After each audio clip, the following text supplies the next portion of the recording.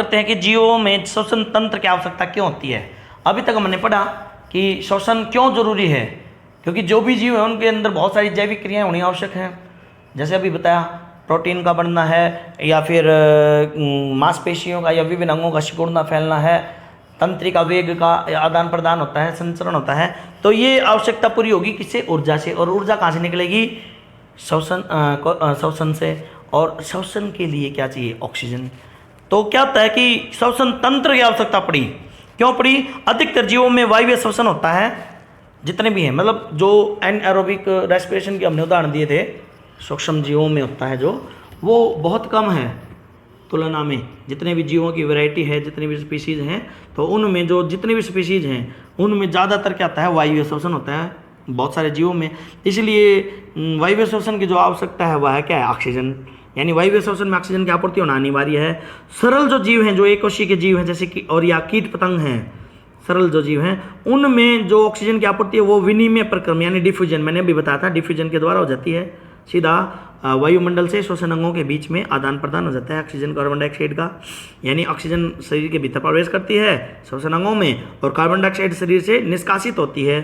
लेकिन जो जटिल जीव हैं, जिनके अंदर जो कोशिकाओं का गठन वो बहुत अधिक विकसित है, जिस प्रकार से मनुष्य है या दूसरे जो स्तनपायी हैं या जो दूसरे पक्षी हैं, रेप्टाइल्स हैं, सरीसृप आदि, इनमें जो रहता है वह क्या होता है? अधिक विकसित होने के कारण उनके अंदर जो ऑक्सीजन पहुंचाने के लिए गैस विनिमय का जो माध्यम है वह अपर्याप्त है, यानी वो पर्याप्त नहीं है। जैसे उदाहरण के तौर पे अगर देखें, मनुष्य में अगर हम कल्पना करते हैं कि वो गैसीय विनिमय हो रहा है, तो हमारे फेफड़ों में जो हम श्वास के द्वारा फेफड़ों में ऑक्सीजन जाती है वह ऑक्सीजन, क्योंकि ऑक्सीजन हर कोशिका के अंदर इसकी आवश्यकता रहती है, वह ऑक्सीजन कोशिका के मतलब पैर की कोशिका की जो उंगली है, पैर की जो उंगली है उसकी कोशिकाओं में पहुंचेगी। तो अगर हम इस विसरण प्रक्रिया की बात करें तो अनुमान यह लगाया जा सकता है कि वह जो ऑक्सीजन हमने फेफड़ों में ली थी वायुमंडल से, वह विसरण के द्वारा पैर के अंगूठे की में जो स्थित कोशिकाएं हैं वहाँ तक पहुँचने में 3 वर्ष का समय लेंगे, जो कि बहुत अपर्याप्त है।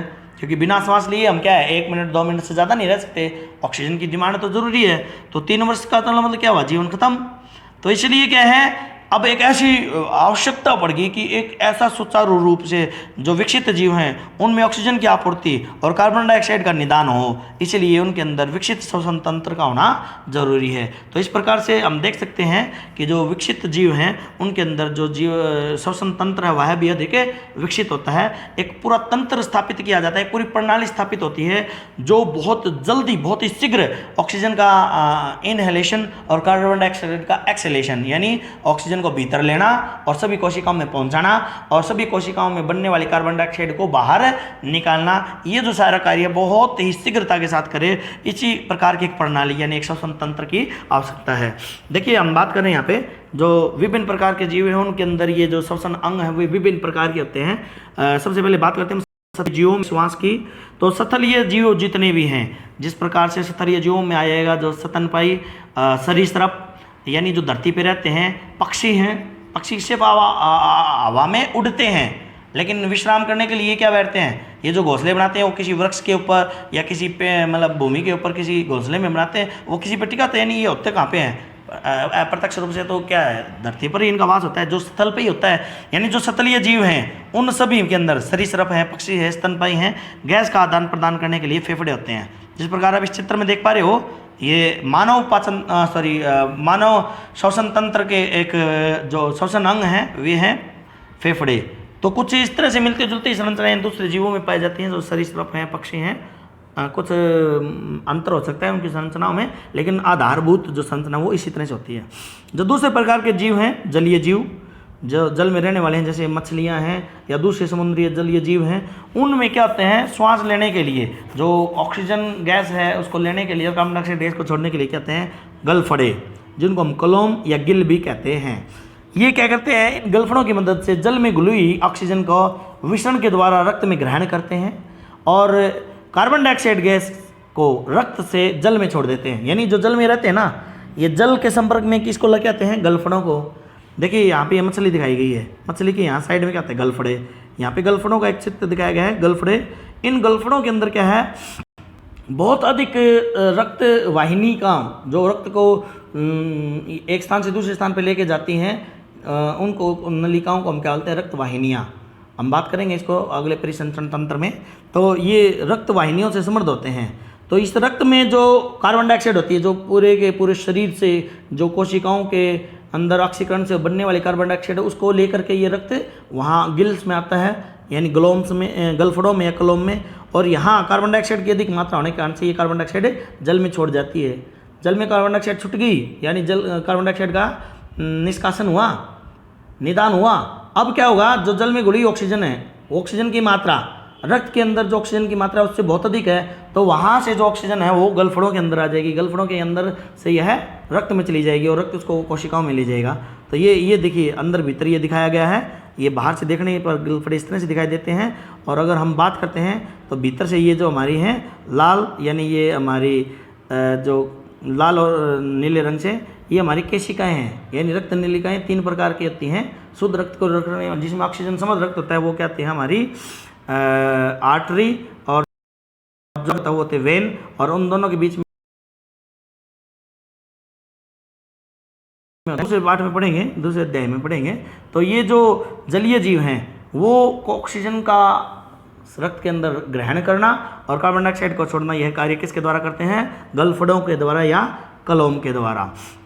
तीसरी बात होती है कीटों के अंदर जो सूक्ष्म जीव हैं वो, या जो कीट पतंग हैं, कीड़े मकोड़े जितने भी हैं, उन सब के अंदर जो श्वसन के लिए विकसित होता है श्वसन प्रणाली जो होती है वो होता है वात रंध्र और वातनाल। जैसा कि आप इस चित्र में देख पा रहे हैं, ये जो नीले रंग से दिखाया गया है ये है ट्रैकियल सिस्टम। ट्रैकियल सिस्टम में 2 भाग दिखाए गए हैं। जो जीव है ना, जैसे जो कीट पतंग हैं, जैसे कॉकरोच है, उसके शरीर के बाहर छिद्र होते हैं। जिस प्रकार मैंने बताया था कि हमारी नाक के अंदर जो नाक का अगर भाग है उसके ऊपर ये छिद्र दिखाई देते हैं, जिसको हम इसको नॉस्ट्रिल्स बोलते हैं, नासिका छिद्र बोलते हैं। इसी ये हमारे बाहर नाक के बाहर दिखाई देते हैं। इसी तरह से बहुत सूक्ष्म छिद्र होते हैं जो कीट पतंगों के शरीर पे बाहर की तरफ खुले होते हैं, सीधे वायु के संपर्क में होते हैं, वायुमंडल या वायु के संपर्क में। इनको बोलते हैं वात रंध्र। यानी जो पेड़ पौधों के अंदर पत्तियां होती हैं, उन पत्तियों के अंदर ऑक्सीजन गैस और कार्बन डाइऑक्साइड गैस के आदान प्रदान के लिए जो रंध्र होते हैं, वैसे ही छिद्र, रंध्र यानी सूक्ष्म छिद्र हैं जो कीट पतंगों के शरीर के बाहर दिखाई देते हैं, बाहर होते हैं। और वात यानी वायु, ये वायु के आदान प्रदान के लिए इसलिए इनका नाम पड़ा वात रंध्र। ठीक है, इसको ये यहाँ दिखाया गया है, ये वात रंध्र है जो उसकी शरीर के ऊपर है।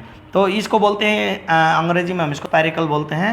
और फिर ये जो है इनसे होती हुई कहाँ जाएगी, ये एक बड़ी नली बन जाती है जिसको बोलते हैं वात नाल, यानी एक ट्रैकिया। जैसे हम नाक के द्वारा जो सांस खींचते हैं ये अंदर भीतर जाता है हमारे श्वास नली में, तो ये श्वास, और ये जुड़ी होती है सभी कोशिकाओं से। जो वातनाल है ये शरीर के अंदर जितना भी जो शरीर का उत्तक है, उत्तक में इन जो परासरण विधि है, डिफ्यूजन है, विसरण प्रक्रिया, इसके द्वारा जो छोटे जीव हैं उनके अंदर ऑक्सीजन कोशिकाओं में चली जाती है, वात रंध्र से होती हुई वातनाल में और फिर कोशिकाओं में। और कोशिकाओं में जो संचित कार्बन डाइऑक्साइड है जो श्वसन के अंदर बनी थी वह वातनाल से होती हुई वात रंध्र के द्वारा वायु में छोड़ दी जाती है। तो कीटों के अंदर इस प्रकार से श्वसन प्रणाली होती है। जबकि कुछ उभयचर होते हैं, उभयचर यानी जो जल तथा सथल दोनों पर रहते हैं, यानी कुछ समय वो जल में रहते हैं, जल के भीतर रहते हैं, तो कुछ समय ऐसा भी होता है कि वो स्थल पर भी रहते हैं, यानी जो दोनों जगह रहते हैं उनको बोलते हैं उभयचर, एम्फीबियंस। तो स्थल पर जब ये होते हैं तो सब स्थल पर रहते हैं, इसमें श्वसन करने के लिए इनमें फेफड़े विकसित होते हैं। फेफड़ों को हम फुफ्फुस या लंग्स भी कहते हैं। याद रखिएगा जब भी हम बात करें, फेफड़ों को दूसरा नाम फुफ्फुस भी कहा जाता है और अंग्रेजी में इनको लंग्स भी कहा जाता है, यानी ये तीनों एक दूसरे के पर्यायवाची हैं। और जल में जब ये रहते हैं, यानी जो उभयचर जीव, तो श्वसन के लिए इनकी जो त्वचा होती है वो गैसीय विनिमय के लिए बनी होती है, वो अनुकूल होती है, और जो गैसीय विनिमय है वो संपादित करती हैं। जैसे मेंढक का उदाहरण देखिए, इस चित्र में आप देख पा रहे हैं, इस चित्र में स्पष्ट दिखाया गया है, ये एक मेंढक है। इस मेंढक के अंदर जो ये गुलाबी रंग का जो संरचना दिखाई गई, ये मेंढक के फेफड़े हैं। ये फेफड़े कब कार्य करते हैं, जब मेंढक बाहर होता है स्थल पर, भूमि पर। तो जो ये है, ये इसके अंदर ये जो आपको दिखाई दे रहा है स्पॉट, ये एक छिद्र है, जैसे नासिका छिद्र हमारे उत्तर है, इसमें से ये ऑक्सीजन को लेगा और कार्बन डाइऑक्साइड को छोड़ेगा। ये ऑक्सीजन यहाँ फेफड़े में पहुँचती है, फेफड़ों के अंदर इन गैसों का आदान प्रदान होता है। और जब ये भूमि में होगा, जल में होगा, तो जल में ये नासिका छिद्र को बंद कर लेगा और तब काम करता है हमारा त्वचा। त्वचा में ये देखिए ये त्वचा में कुछ विशेष प्रकार की संरचनाएं इस तरह से विकसित होती हैं कि जो कार्बन डाइऑक्साइड है उसको निष्कासित कर देते हैं और ऑक्सीजन गैसेस को शरीर, यानी इसके अंदर ये रक्त जो तंत्र है वो कुछ इस तरह से विकसित होता है कि जब ये जल में होंगे तो जो रक्त वाहिकाएँ हैं उनका सीधा संपर्क इनकी जो त्वचा है उसके माध्यम से होगा, और त्वचा में जो कार्बन डाइऑक्साइड की मात्रा अधिक होगी वो वायु में जल में छोड़ दी जाएगी, और जल के अंदर घुली ऑक्सीजन जो है वो त्वचा के द्वारा ग्रहण कर ली जाएगी और उसके बाद वह रक्त में आ जाएगी। तो इस प्रकार से उभयचर जीवों में होता है। अभी हमने स्टडी किया कि विभिन्न प्रकार के जीवों में जो श्वसन अंग वो विभिन्न प्रकार के होते हैं। एक बार समराइज कर रहा हूँ मैं ब्रीफली। जो स्थलचर हैं यानी भूमि पर रहने वाले हैं उनके अंदर जो श्वसन अंग हैं वो फेफड़े, जिसको फुफ्फुस या लंग्स भी कहते हैं, जिसमें सरीसृप पक्षी स्तनपायी आते हैं, और जो जल में रहने वाले जीव हैं उनके अंदर गलफड़े, कलोम या गिल, तीनों एक ही बात है, उनके द्वारा गैसों का आदान प्रदान होता है। और कीटों के अंदर जो होता है वो वातरंध्र या वातनाल के द्वारा आता है। ये तीन विभिन्न प्रकार के श्वसन तंत्र विकसित होते हैं जीवों के अंदर, जीवों की संरचना के अनुसार। अब हम विस्तार से बात करते हैं मानव श्वसन तंत्र की। अगर हम मानव श्वसन तंत्र की बात करते हैं तो मानव श्वसन तंत्र जो है ये बड़ा ही जटिल तंत्र है। इसके अंदर जो होता है नासा द्वार, नासा गुहा, श्वसन नली, श्वसनी, फुफ्फुस और श्वसनिकाएँ और कोपिकाओं, ये विभिन्न अंग हैं। इनको हम एक एक करके अभी पढ़ेंगे। सबसे पहले बात करते हैं हम जो सबसे पहला मानव श्वसन तंत्र है उसका सबसे पहला भाग नासा द्वार। नासा द्वार या नथुने, ये वे छिद्र हैं जो हमारी नाक के अग्र भाग पर स्थित होते हैं, जिन छिद्रों से ऑक्सीजन मानव श्वसन तंत्र के अंदर प्रवेश करती है और कार्बन डाइऑक्साइड निष्कासित होती है। यानी जब हम श्वास खींचते हैं अंदर यूँ इस तरह से, तो नाक के भीतर जो वायु जा रही है ये जिन छिद्रों से हो रही है ये क्या है, नासा द्वार यानी नाक के छिद्र, और जो गैस छोड़ रहे हैं कार्बन डाइऑक्साइड वो इसके द्वारा। दूसरा है इस नाक छिद्रों के भीतर का जो भाग है इसको हम बोलते हैं नासा गुहा। गुहा यानी होता है रिक्त स्थान, खाली खोखला स्थान, सॉरी। तो नथुनों के पीछे की ओर जो स्थान है वो खोखला स्थान है, और नथुनों के अंदर वायु में नासा गुहा, नथुनों से वायु जो है नासा गुहा में प्रवेश करती है। नासा गुहा क्यों जरूरी, देखिए नासा द्वार में उपस्थित होते हैं छोटे छोटे महीन बाल जो वायु को छानने का कार्य करते हैं, यानी ये फिल्टर का काम करते हैं। जब हम श्वास लेते हैं उसमें किसी प्रकार की धूल मिट्टी कण है तो वो क्या करेंगे, इन महीन बालों में से छन करके वायु भीतर जाएगी, यानी जो श्वसन के अंदर जो वायु खींची गई थी फेफड़ों में पहुंचाने के लिए, वो वायु के अंदर किसी भी प्रकार के धूल कण होंगे वो इन बालों में रह जाएंगे। और साथ ही साथ एक चीज़ और होती है, नासा गुहा में श्लेष्म की परत होती है। श्लेष्म यानी एक चिपचिपा पदार्थ है जो नाक गुहा के अंदर होता है। आपने कभी ध्यान दिया हमारे नाक के अंदर जब खास कर जुकाम होता है एक चिपचिपा गाढ़ा द्रव निकलता है, सफ़ेद या पारदर्शी, ये जो द्रव है ये हमारा श्लेष्म है। ये भी क्या करता है, चिपचिपा होने के कारण जो धूल मिट्टी आदि के कण हैं जो वायु श्वास के अंदर खींच वायु के साथ जाते हैं इनको अपने ऊपर चिपका लेता है। ये इंश्योर करता है, ये सुनिश्चित करता है कि धूल के कण या कोई भी अन्य जो इस तरह से ठोस कण वायु की जो नली है, श्वास नली, उसमें प्रवेश ना करें। तो जो वायु नासा गुहा है उसका कार्य क्या है, वायु को छान करके किसी भी प्रकार के जो अशुद्धियाँ हैं, यानी जो क्या बोलते हैं जिसको हम धूल कण आदि, इनको भीतर नहीं जाने देगा, वायु में प्रवेश नहीं करने, फेफड़ों में प्रवेश नहीं करने देगा। अगला है नासा गुहा में तापमान भी अनुकूलित होता है, यानी यहाँ रक्त का जो संचार वो बहुत अधिक हो रहा है, और रक्त का जो हमारा तापमान होता है वो कहता है स्वस्थ मानव का शरीर का तापमान कितना है 37 डिग्री सेल्सियस। ये तापमान जो क्या है रक्त के द्वारा ही मेंटेन किया जाता है। तो जब नाक में जो प्रवेश करने वाली वायु है बहुत अधिक गर्म है, तो यहाँ पर इन रक्त वाहिकाओं के ऊपर से गुजरती हुई जब वायु जाएगी तो शीतल हो जाएगी, लगभग अनुकूल हो जाएगी जितने हमारे शरीर को चाहिए उसका तापमान। और अगर ये अधिक ठंडी हैं तो इनका तापमान जो है उतना अनुकूल हो जाएगा जितना हमारे फेफड़ों को चाहिए। इसलिए ये कहा जाता है कि जब भी हम सांस लें अधिकतर कोशिश यही करें कि हम नाक से सांस लें, ना कि मुँह से, क्योंकि हम जानते हैं कि हम सांस मुँह से भी ले सकते हैं, इसीलिए नाक के द्वारा सांस लेना अधिक बताया गया। अगला है श्वास नली। नासा गुहा के से जुड़ा हुआ जो अगला भाग है वह है श्वास नली, यानी जो नाक है वो हमारी श्वास नली में जाएगी। यह एक नली नुमा संरचना है, कंठ में सी आकार की उपास्थलीय वल्लियों से घिरी होती है। जो नासा द्वार है, नासा द्वार के द्वारा वायु नासा गुहा में प्रवेश करती है, नासा गुहा आगे जाती है। और दूसरी तरफ से देखिए ये मुख गुहा है, मुख गुहा नासा गुहा दोनों मिलकर के एक ही नली में जाती है, मिलते हैं कॉमन। ये जो है हमारा यहाँ इसके बाद ये प्रवेश करती है कंठ में, कंठ में यानी क्या है, श्वास नली। श्वास नली भीतर की तरफ है और बाहर की तरफ उपास्थियाँ यानी जो मृदुल अस्थियाँ हैं जो हमारी से बात को सुनिश्चित करती हैं कि किसी दबाव के कारण से जो श्वास नली है वो पिछड़ी। तो ये हमारा क्या है, श्वास नली के सुरक्षा परत जो होती है वो इन उपास्थियों के द्वारा होती है। अब हम बात करते हैं आगे। यह जो श्वसन नली है यह जो आगे जाकर के जब वक्ष गुहा में प्रवेश करती है तो वक्ष गुहा में जाकर के ये श्वास नली आगे दो भागों में बढ़ जाती हैं, दाईं श्वसनी और बाईं श्वसनी। यानी जो दो शाखाएं बनेंगी प्रमुख रूप से वो हैं दाईं श्वसनी और बाईं श्वसनी, जिसको हम इंग्लिश में बोलते हैं ब्रोंकियस। तो दाईं right bronchus and left bronchus. जो दाईं श्वसनी है वो दाएं फेफड़े में प्रवेश करेगी और बाईं श्वसनी बाएं फेफड़े में। यानी एक जो ट्यूब है जिसको हम बोलते हैं ट्रैकिया, ये जो ट्रैकिया है श्वास नली ये अब दो भागों में विभाजित होगी। एक भाग है हमारे फेफड़े के अंदर दायां भाग दाएं फेफड़े में और बायां शाखा जो है बाएं फेफड़े में। अब फेफड़ों में जाने के बाद ये जो श्वसनी है यह फेफड़ों में प्रवेश करने के बाद छोटी छोटी शाखाओं में विभाजित हो जाती है और ये जो छोटी नलिकाएं हैं जिनमें ये श्वसनी विभाजित होती है इनको बोलते हैं श्वसनिकाएं। यानी इसको हम सेकेंडरी ब्रोंकी भी बोल सकते हैं। यानी जो ट्रैकिया से दो शाखाएं बनी थी अब उन दो शाखाओं से अनेक शाखाएं बन जाएंगी जो उससे कम व्यास की होंगी, इनको हम बोलते हैं श्वसनिकाएं जो सूक्ष्म।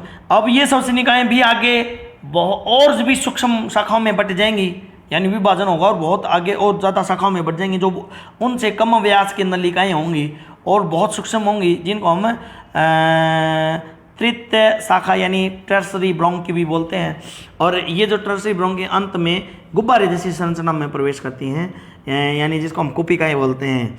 ये जो कुपिकाएं हैं ये सूक्ष्म श्वसनिकायों जो सूक्ष्म श्वसनिकाएं बनी हैं। यानी देखिए फिर बता रहा हूँ मैं आपको, ट्रैकिया यानी मेन श्वास नली है, श्वास नली की दो शाखाएं बनी दाईं और बाईं श्वसनी, और फिर एक श्वसनी भाग बढ़ जाती है छोटी छोटी शाखाओं में जिनको बोलते हैं श्वसनिकाएं, और ये श्वसनिकाएं और छोटी शाखाओं में बढ़ जाती हैं। ये छोटी शाखाएं जो हैं ये गुब्बारे जैसी संरचनाओं में प्रवेश करती हैं जिनको हम बोलते हैं कुपिकाएं। ये गुब्बारे जैसी संरचना ये मतलब अंतिम मतलब लास्ट डेस्टिनेशन है, यानी जो ये श्वास का जो यात्रा है वो यहाँ आकर के पूरी होती है, initial point two last point. जिस प्रकार से कोई भी ट्रेन है उसका एक रूट है, वो जहाँ से शुरू होगी वहाँ से जहाँ वो पहुँचेगी वहाँ से वापस निकलती है। तो ये अंतिम जो स्थान है ये बाह्य श्वसन की बात कर रहा हूँ, तो ये हमारा फेफड़ों में जो फिजिकल एक्सचेंज ऑफ गैसेज जहाँ होना है वो कुपिकाएं हैं। इनकी जो भित्ति होती है इनमें बहुत सारी रक्त रुधिर वाहिकाएँ होती हैं, इनका रुधिर वाहिकाओं का जाल बना होता है। और ये जो अंत में श्वसन में जो वायु ऑक्सीजन कुपिकाओं की सतह में विनियमित होकर के वाहिकाओं के द्वारा शरीर के प्रत्येक कोशिका में पहुंच जाती है। कौन सी वाहिकाएं? यानी रक्त वाहिकाएं।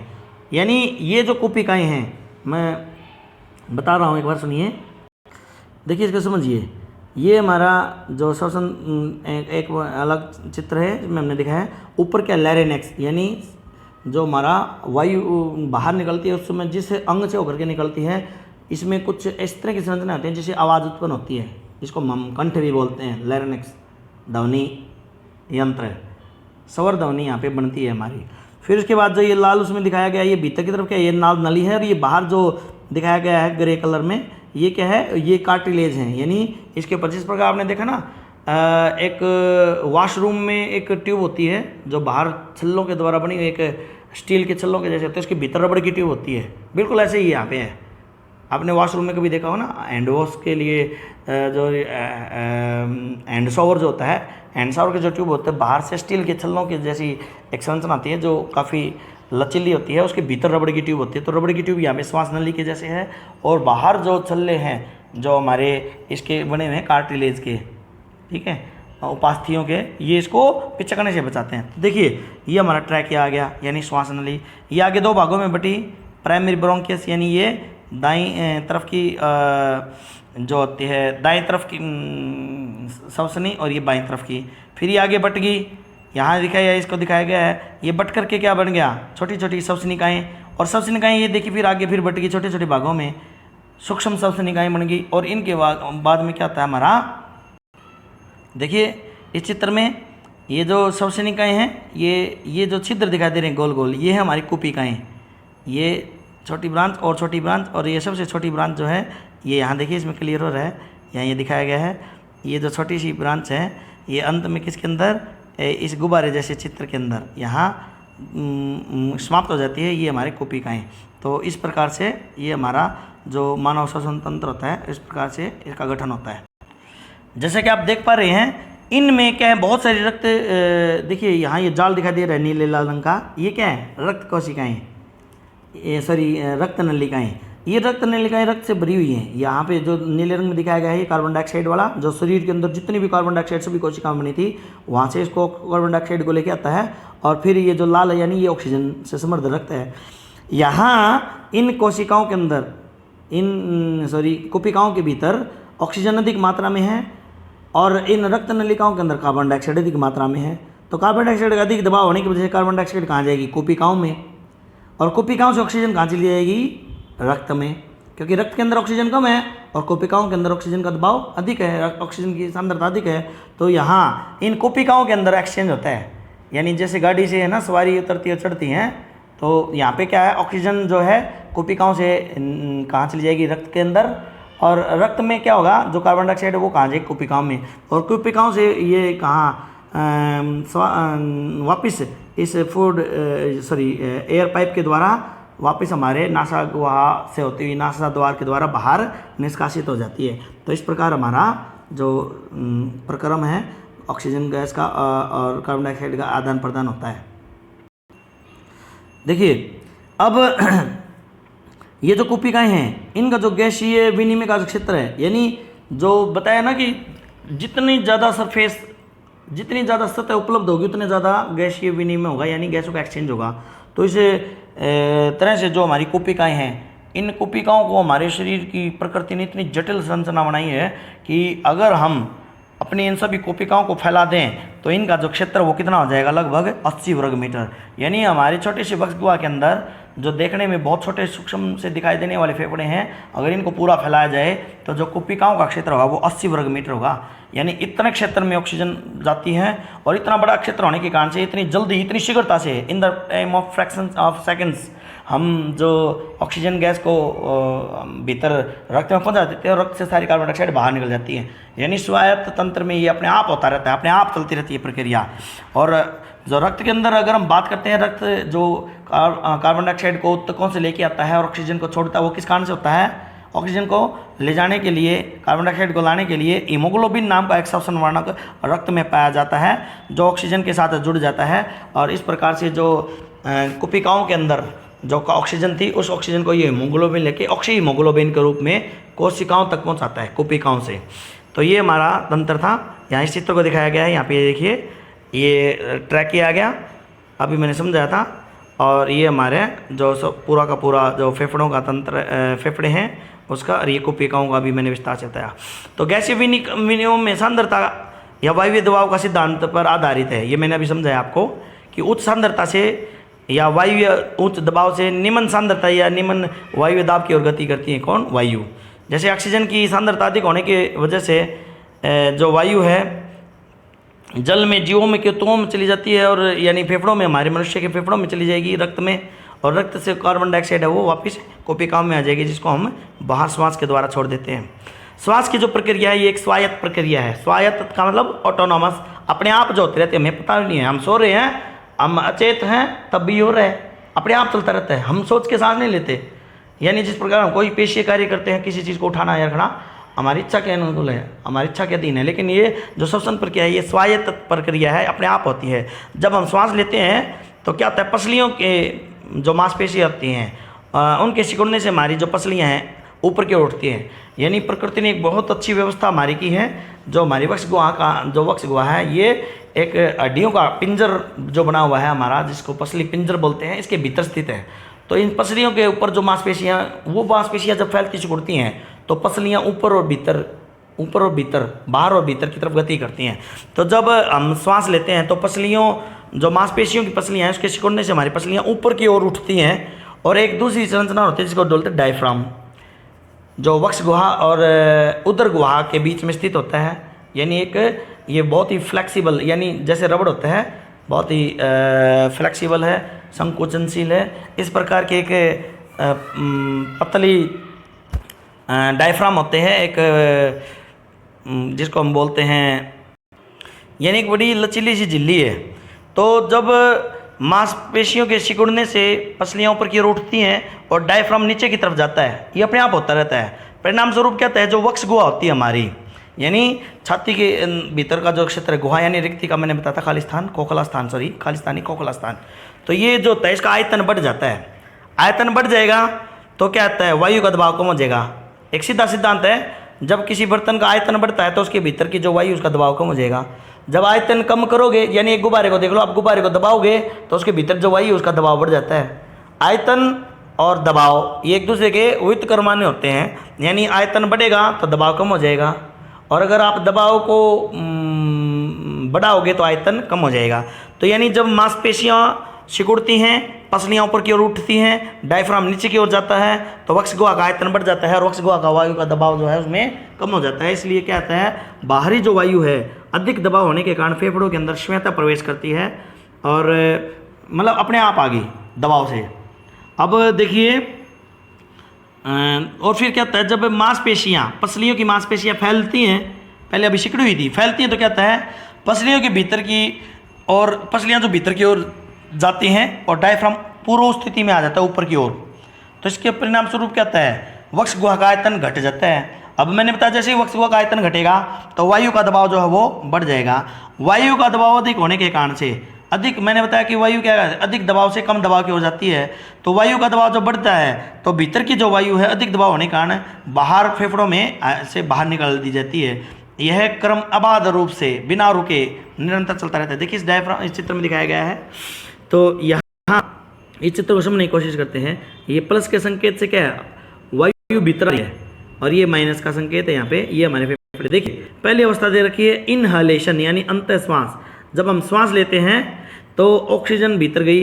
ये देखिए इसकी आकृति को देखिए, इसके वॉल्यूम को देखिए, ये जो हमारी आकृति दिखाई गई है ये हमारे क्या है, वक्ष गुहा। ये वक्ष गुहा क्या है, फैली हुई है।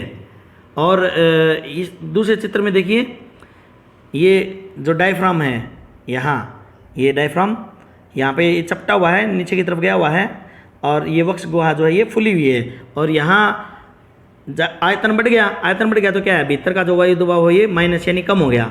तो भीतर की तुलना में जो बाहर प्लस दिखाया गया, ये प्लस का अर्थ है हमारा वायुमंडलीय दाब। यहाँ पे बाहर जो वायु है उसका दबाव अधिक है, तो अधिक दबाव से वायु भीतर, ये नीले तीर से दिखाई गई ये वायु अपने आप भीतर आ गई।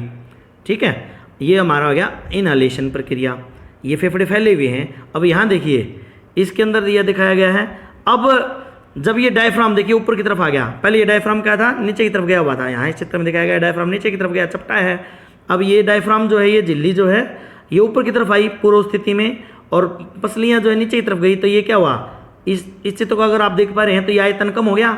जब आयतन कम होता है तो वायु का दबाव बढ़ गया, वायु का दबाव बढ़ गया, यानी यहाँ पे प्लस का संकेत है। यानी प्लस का संकेत मतलब क्या है, दबाव का, हमारे दबाव को दिखा रही कि भीतर वायु का दबाव अधिक हो गया। तो वायु का सीधा सिद्धांत है, अधिक दबाव से कम दबाव की तरफ जाएगी।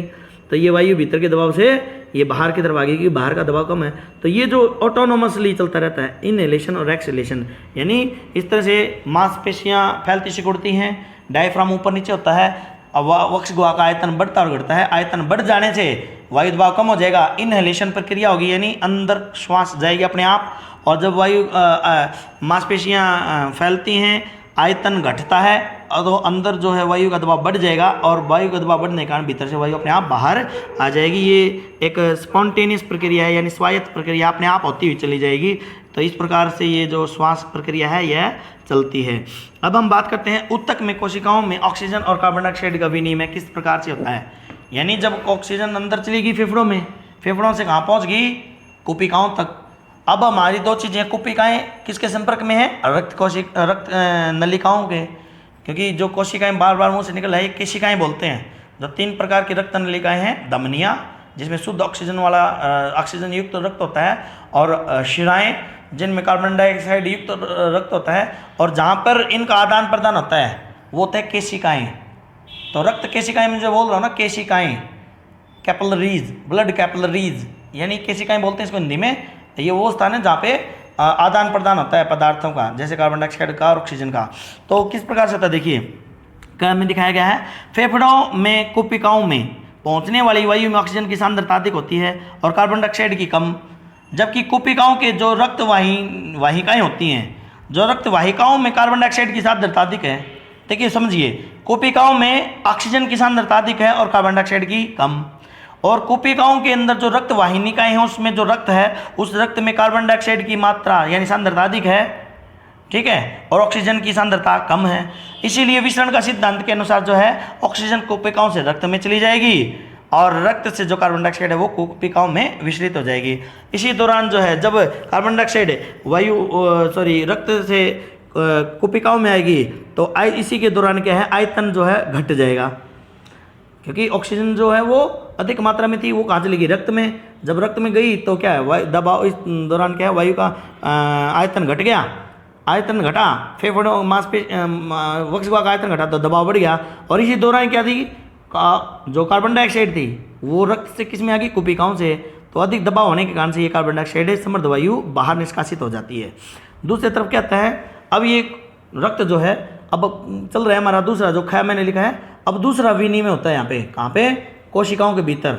रक्त के अंदर क्या है, अब रक्त के अंदर ऑक्सीजन ज़्यादा है, कार्बन डाइऑक्साइड कम है, तो दूसरी तरफ जब साथ साथ ऑक्सीजन समृद्ध रक्त ऊतकों में कोशिकाओं तक पहुँचता है तो कोशिकाओं में ऑक्सीजन की सांद्रता कम है, यानी जो कोशिकाओं में पहले से ऑक्सीजन थी उसका उपयोग कर लिया गया ऑक्सीकरण में उसका उपयोग हो जाने की वजह से ऑक्सीजन तो वहाँ पे कंज्यूम होगी, ठीक है, उसका उपयोग हो गया तो ऑक्सीजन की मात्रा कम होगी, वहाँ पे क्या बनी, ऑक्सीकरण से कार्बन डाइऑक्साइड गैस, वहाँ पे कार्बन डाइऑक्साइड गैस ज़्यादा है, तो कोशिकाओं के भीतर कार्बन डाइऑक्साइड की मात्रा ज़्यादा है, यानी कार्बन डाइऑक्साइड की सांद्रता अधिक है और ऑक्सीजन की सांद्रता कम, और वहाँ पहुँचने वाले रक्त में क्या है, ऑक्सीजन की मात्रा यानी ऑक्सीजन की सांद्रता क्या है, अधिक है, और कार्बन डाइऑक्साइड की सांद्रता कम है।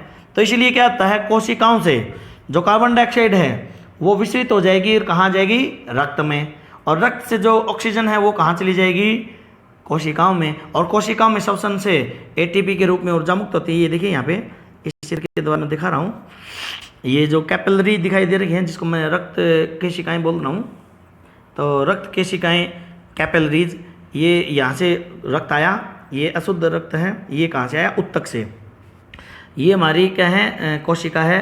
कोशिका में ये देखिए रक्त के अंदर ये तो दिखाया गया है उसके अंदर, फेफड़ों के अंदर, कुपिका के अंदर, कुपिका से ऑक्सीजन जहाँ जा रही है किसमें, रक्त में, यानी जो ये रक्त आता है फेफड़ों के अंदर इस रक्त के अंदर से जो कार्बन डाइऑक्साइड होती है जो नीले रंग से बाहर की तरफ दिखाया गया है, ये कुपिकाओं में आ गई, और जो ये ऑक्सीजन है ये ऑक्सीजन वापस कहाँ चलेगी, रक्त में, और ये रक्त कहाँ चला जाएगा, अब ऊतकों में, ठीक है, और ऊतकों में जो ऑक्सीजन पहुँची थी उससे श्वसन होगा, श्वसन से फिर कार्बन डाइऑक्साइड होगी, ये क्रम इस तरह चलता था, ठीक है, जैसे रक्त जो फेफड़ों में ले जाया जाएगा वहाँ पे इसका निष्कासन हो जाएगा, और ये क्रम अबाधित रूप से चलता है, यानी जो फिजिकल एक्सचेंज ऑफ गैसेज हो रहा है, यानी जिसमें कहीं भी कोई भी ऊर्जा का आदान प्रदान नहीं हो रहा, सिर्फ सांद्रता के कारण से आदान प्रदान हो रहा है, वो दो जगह पे हो रहा है, एक तो रक्त और कुपिकाओं के बीच में, और दूसरा आता है कुपिकाओं और रक्त और कोशिकाओं में, दो जगह पे गैसीय आदान प्रदान हो रहा है।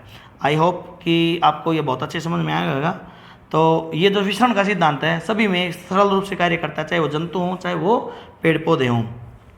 पेड़ पौधों में भी श्वसन होता है, ये बात आपको मैं बता देता हूँ, पेड़ पौधों में भी, क्योंकि उसकी कोशिकाओं में भी इसको शरीर के विभिन्न क्रियाओं करने के लिए जो उनका भी शरीर है पौधों का भी, जो उसका भी तो तक है, उसको भी जो आवश्यक कार्य करने के लिए ऊर्जा चाहिए उसके आपूर्ति कहाँ से होती है, श्वसन के द्वारा, उनमें भी श्वसन होता है। तो उसके लिए जो आवश्यक गैसों का आदान प्रदान वो रंध्रों के द्वारा होता है, ठीक है, और रंध्रों के द्वारा ऑक्सीजन भीतर जाएगी। और पेड़ पौधों के अंदर जो है बहुत अंतःकोशिकीय अवकाश होते हैं जिसको लार्ज इंटरनल सेलुलर स्पेस बोलते हैं। कोशिकाओं के पेड़ पौधों की संरचना कुछ इस तरह से होती हैं, उनमें जंतुओं के जैसे श्वसन तंत्र नहीं होता, सीधा रंध्र जो है वो अंतःकोशिकीय स्थान जो होते हैं, रिक्त स्थान होते हैं, उनसे जुड़े होते हैं, यानी पाइप सिस्टम होता है जिस तरह से, जैसे हमारे वातनाल वाला सिस्टम है, वातनाल एक नली है, यानी वो नली सभी जगह पे सभी कोशिकाओं में ऑक्सीजन पहुंचाती है और वहाँ से कार्बन डाइऑक्साइड निकालती है। इसी तरह से कोशिकाओं के विभिन्न भागों में जो ऑक्सीजन है वो पहुंचती है इंटर लार्ज सेलुलर स्पेस के द्वारा। अब एक विशेष रोचक बात जो है पौधों के अंदर वो है कि पौधे दिन के समय प्रकाश संश्लेषण करते हैं, क्योंकि जो प्रकाश संश्लेषण का है, जैसा नाम ही बता रहा है, प्रकाश की उपस्थिति में जो क्रिया होती है, तो जो श्वसन के परिणाम स्वरूप क्या प्रकाश संश्लेषण में वो कार्बन डाइऑक्साइड का उपयोग करते हैं।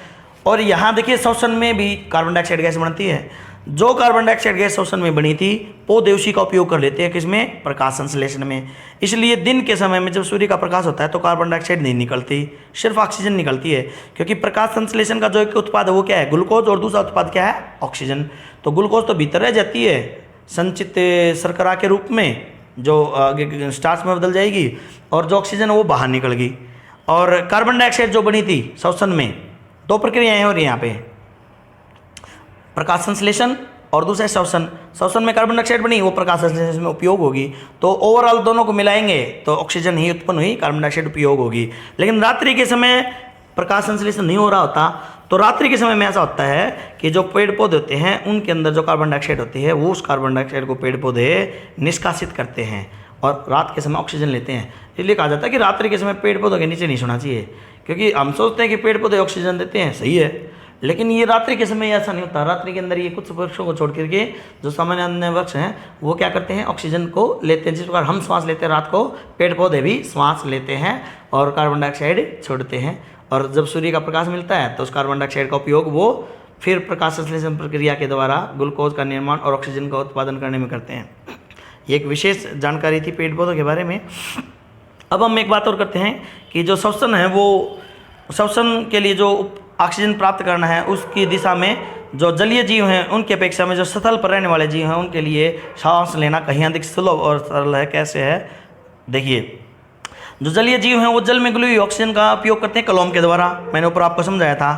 तो जल में जो ऑक्सीजन घुली होती है उसमें जो ऑक्सीजन की मात्रा है वो वायु में जो उपस्थित ऑक्सीजन है उसकी तुलना में बहुत कम होती है। इसलिए जलीय जीव जो होते हैं अपनी ऑक्सीजन की आपूर्ति को पूरा करने के लिए, ऑक्सीजन की जो आवश्यकता उसको पूरा करने के लिए उनके जो श्वसन दर होती है, श्वसन दर यानी श्वास लेने की दर, a complete set of inhalation and exhalation. श्वसन दर में यानी हम कितनी बार सांस लेते हैं, कितनी बार सांस छोड़ते हैं प्रति मिनट, उसको बोलते हैं श्वसन दर। श्वास लेना और श्वास छोड़ना, एक श्वास पर क्रम हम 1 मिनट में कितनी बार करते हैं, होते श्वसन दर। तो जो जलीय जीव हैं उनकी श्वसन दर जो है स्थलीय जीवों की तुलना में बहुत द्रुत यानी तेज होती है। वो बहुत जल्दी जल्दी उनका जो हार्ट रेट है वो भी बहुत ज़्यादा है। जिस प्रकार हम सरल रूप से जैसे मानते हैं 1 मिनट में हम 20 से 25 श्वास लेते हैं साधारण अवस्था में, जब हम कोई कार्य नहीं कर रहे थे। जब हम अधिक काम करते हैं तो हमारी आवश्यकता जो है ऑक्सीजन की बढ़ जाएगी और हमारी जो श्वासों की दर है वो बढ़ जाएगी, ठीक है, मतलब 20 से 30 और बढ़ जाएगी, यानी 40 से 50 ज़्यादा जो श्वसन दर वो बढ़ जाएगी। ऑक्सीजन का आदान प्रदान, गैस का छोड़ना इस तरह से तेजी से होगा। तो ये अगर हम बात करते हैं जलीय जीवों की और स्थलीय जीवों की तुलनात्मक, तो ये एक बेनिफिट है, ये एक एडवांटेज है स्थलीय जीवों की कि उनमें श्वसन दर है वो बहुत कम होती है जलीय जीवों की तुलना में। तो अब हम बात करते हैं इसके बारे में। ये पाठ हमारा यहाँ अभी पूरा होता है। इसमें हमने देखा कि श्वसन का जो चक्कर है श्वसन तंत्र की मदद से पूरा होता है और ये प्रक्रिया जीवन पर्यंत चलती रहती है, निरंतर चलती रहती है। और श्वसन चक्र के समय वायु जब वायु अंदर और बाहर होती है तो फेफड़े सदैव वायु के अंदर अवशिष्ट आयतन रखते हैं। एक विशेष बात जिसको मैंने हाईलाइट किया, सुनिए, यानी जब हम श्वास पूर्ण रूप से छोड़ चुके हैं तब भी हमारे फेफड़ों के अंदर उतनी ऑक्सीजन उतना एयर अभी भी उपस्थित है जिससे कि ये जो हमारे फेफड़े हैं वो फट ना जाएं, कोलैप्स ना हो जाएं, सिकुड़ ना जाएं। यानी हमेशा जब श्वास छोड़ देते हैं फिर भी हमारे फेफड़ों के अंदर उतनी पर्याप्त ऑक्सीजन या पर्याप्त वायु भरी रहती है जिससे हमारे फेफड़े हैं वो उसका एक निश्चित आयतन, निर्धारित आयतन बना रहता है, जिससे क्या है ऑक्सीजन का ग्रहण करने में और कार्बन डाइऑक्साइड को निष्कासित करने में पर्याप्त समय मिल जाता है। यानी ये ऐसा नहीं है कि जब हम श्वास छोड़ते हैं तो हमारे फेफड़े बिल्कुल पिचक जाएंगे ना, ऐसा नहीं होता। ऑक्सीजन जब कार्बन डाइऑक्साइड की मात्रा अधिक होती है तो श्वास प्रक्रम के द्वारा हम जब एक्सहेल करते हैं, वायु को बाहर निकालते हैं, तब भी हमारे आयतन जो है एक फेफड़ों का निर्धारित आयतन आता है, उतनी वायु, उतने ml वायु हमारे फेफड़ों में बनी रहती है। तो इसको हम बोलते हैं अवशिष्ट आयतन, यानी एक रेजिडुअल वॉल्यूम जिसको बोलते हैं वो बना रहता है और ये बहुत ज़रूरी है और बहुत आवश्यक भी है। तो इसी के साथ हमारा ये पाठ जो है मानव श्वसन तंत्र या श्वसन जैव प्रक्रम पूरा होता है। आप के साथ फिर पुनः मिलते हैं एक नए वीडियो के साथ जिसको मैं शीघ्र ही अपलोड करने वाला हूँ। इस अगले वीडियो में हम जो तीसरा जैव प्रक्रम है परिवहन, परिवहन तंत्र उसको लेकर के मिलेंगे। तब तक के लिए आप बने रहिए अत्रि एकेडमी चैनल पर।